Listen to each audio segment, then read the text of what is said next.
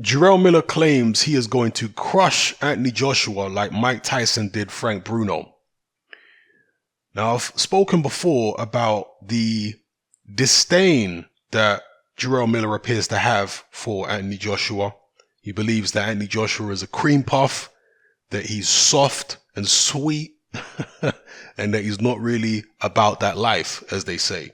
I'm going to quote Jarrell Miller directly here. He says, "I'm a guy that's actually bigger than him. AJ has an inch or so in height. That's about it. But activity and boxing IQ, good head movement and defense. I can throw a lot of punches and I have a heart of 10 lions. I'm totally different. That's the main goal. Run him over. I'm not playing no games with AJ. There's no way to prepare for me. There's no right way for preparing for a person like me. Like a Frank Bruno, he came in, he looked good, and he got flattened. Tune in. Big Baby Miller is not just the American champ, he's the English champ, he's the people's champ. If you want entertainment, you're going to get it, and this is a fight you need to see." So those are the words of Big Baby Miller. Now, I remember watching Frank Bruno Mike Tyson.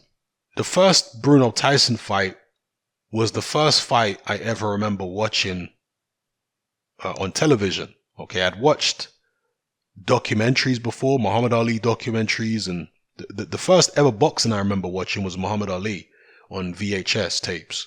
But in terms of on the television, the first fight I ever watched, or the first fight I can ever remember watching, was Mike Tyson Frank Bruno 1.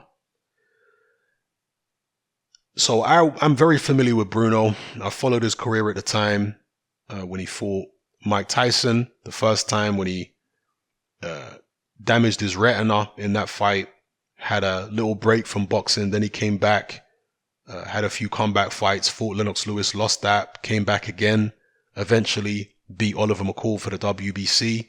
Then he defended it against Mike Tyson and got absolutely obliterated in the rematch. He did far better in the first fight against Tyson than he did in the rematch against Tyson. So I remember the whole Bruno era very well.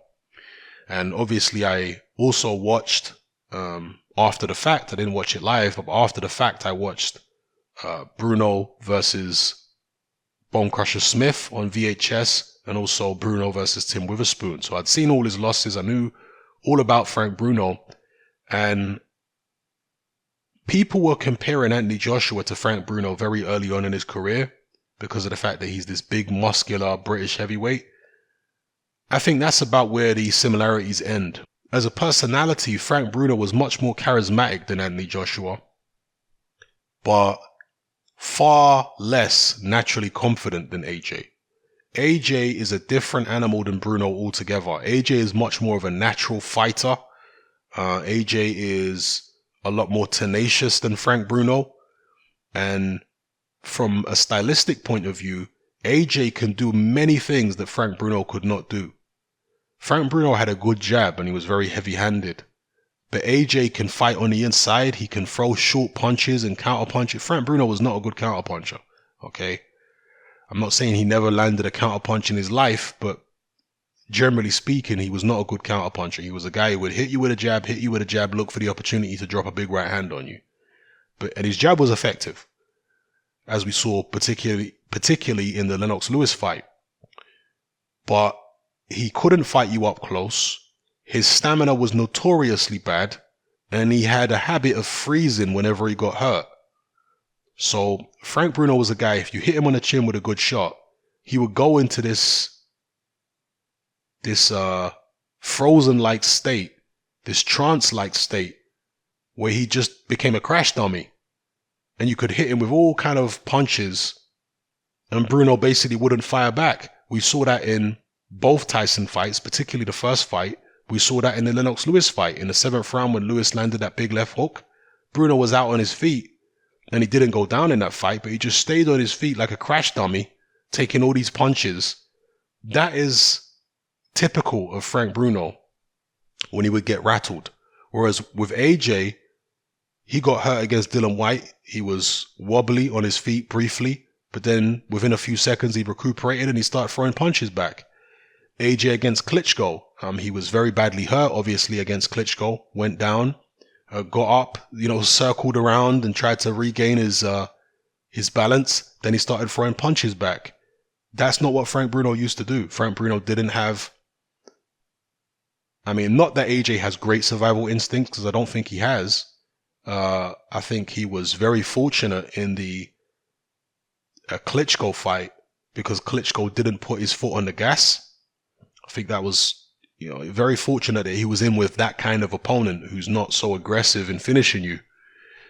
Because if he'd been in there against, let's say, a prime Mike Tyson, and Tyson had dropped him like that, Tyson would have been all over him like a harbor shark. And even Deontay Wilder, there's no reason to mention a prime Mike Tyson. If Wilder had caught him like that and dropped him, Wilder would not let him off a hook like Klitschko did. Wilder would have been all over him like white on rice. So he was fortunate in that sense. I don't think AJ's survival instincts are great, but I still think they're a lot better than Frank Bruno's. And as I say, I think he's a lot more tenacious than Bruno. He's better with the short punches, the uppercuts and hooks than Bruno was. Bruno was primarily a long-range puncher. Yeah, he would set you up with that very heavy jab and hit you with the overhand right, or sometimes an uppercut, sometimes a hook, but primarily the big straight right hand, or sometimes a looping right hand occasionally over the top, and that's how he'd take you out.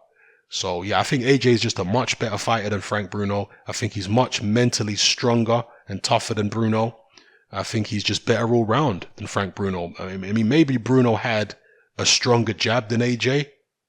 I would say that.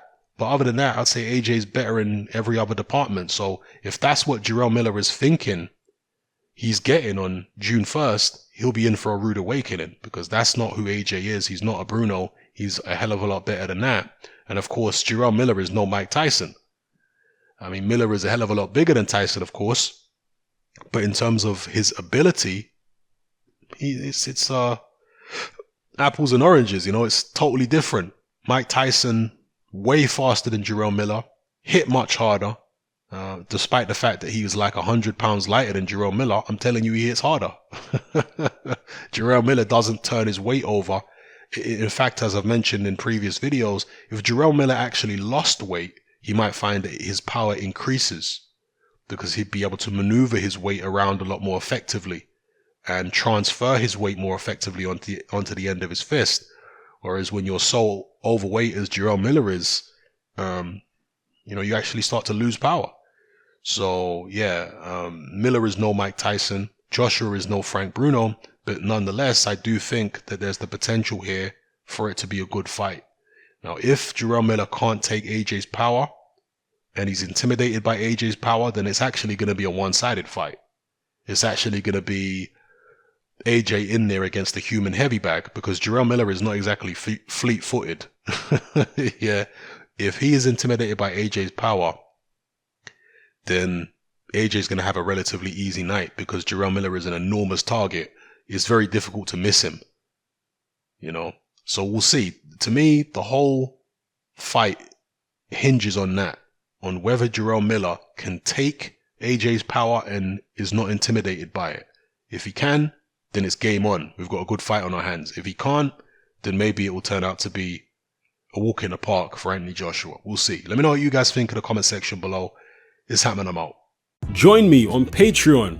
I upload a minimum of 2 podcasts every single week, covering a wide variety of controversial topics, as well as live stream Q&A sessions. Take a look on screen right now at some of the podcasts I've produced so far.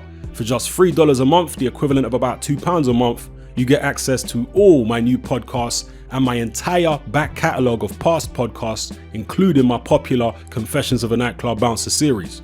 You can listen on your computer or on your smartphone or tablet by downloading the Patreon app from the Google Play Store or the App Store for free. The Patreon app also allows you to download each podcast in MP3. For less than the price of a cup of coffee, you get access to dozens of hours of exclusive content. It's easy to sign up, there's no contract, and you can cancel at any time. So come and join our community of free and critical thinkers by signing up with me here on Patreon today.